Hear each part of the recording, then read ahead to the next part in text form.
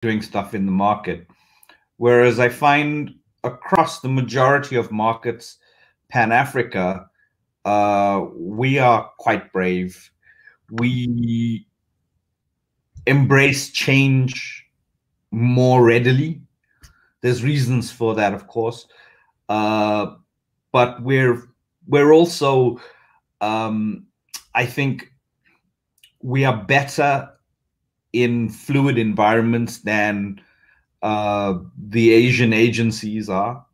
On the other side of things, probably you could say that the Asian markets are better at the long-term view. And they have also got a lot of them have got really good education systems. We struggle with that, or access to that, Africa-wide, really, largely.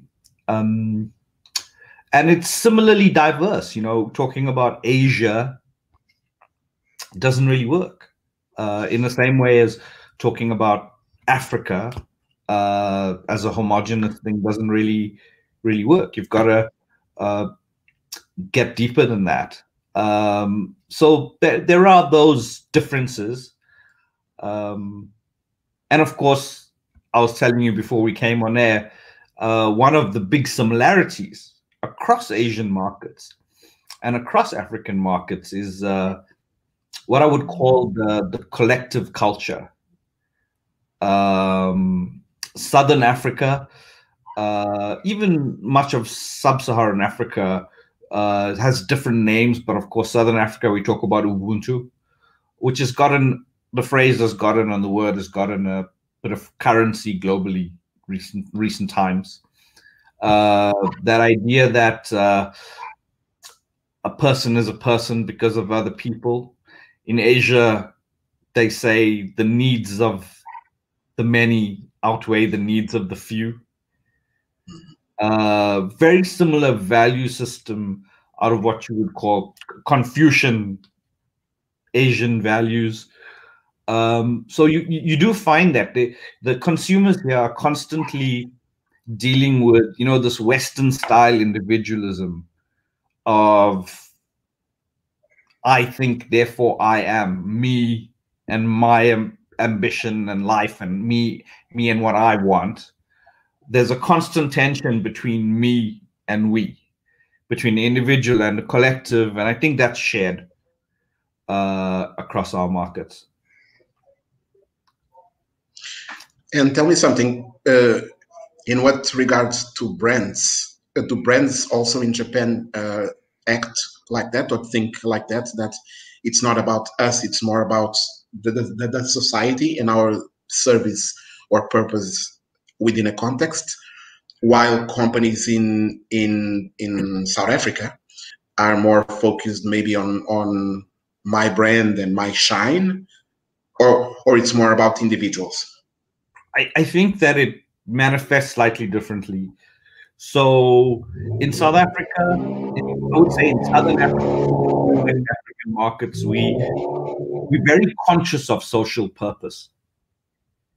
The alignment of the brand and its activities in the market with contributing to the environment, and by environment I mean the society in which it operates, doing things for access, upliftment, progress. We almost expect these things out of companies. If companies are going to make money in that market, we expect that company to invest in that market socially and enrich. That idea is not as powerful in Asia. It's getting there. It's gotten a lot more powerful. However, social causes and social impact of work is still seen as a little bit of a separate thing to your core function. The way the collective manifests in Asia is more about preserving the collective harmony. is about preserving the collective harmony and the responsibility of the individual to the collective. So there are these nuances, shared values, but a nuance in how they manifest is because of the story of the market determines that. We have coming out of a post-colonial or colonial, post-colonial era, both regions share that, but then different manifestation of these dynamics. Mm-hmm. And let's shift to the impact that this journey is having on you as a professional. And one thing I was thinking about right now is there a proven way of working a philosophy, or your work as a professional in strategy and advertisement is to adapt and adjust to the culture and the client's needs?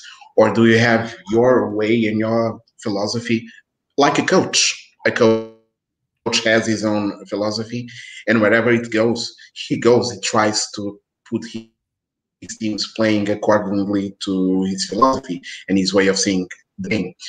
And as the professionals in advertisement, do you think we should have that approach of we have a philosophy, we develop a way of seeing advertisements, and wherever we go, we try to put that into the playground, or it's more about adapting and learning and us shaping into the environment?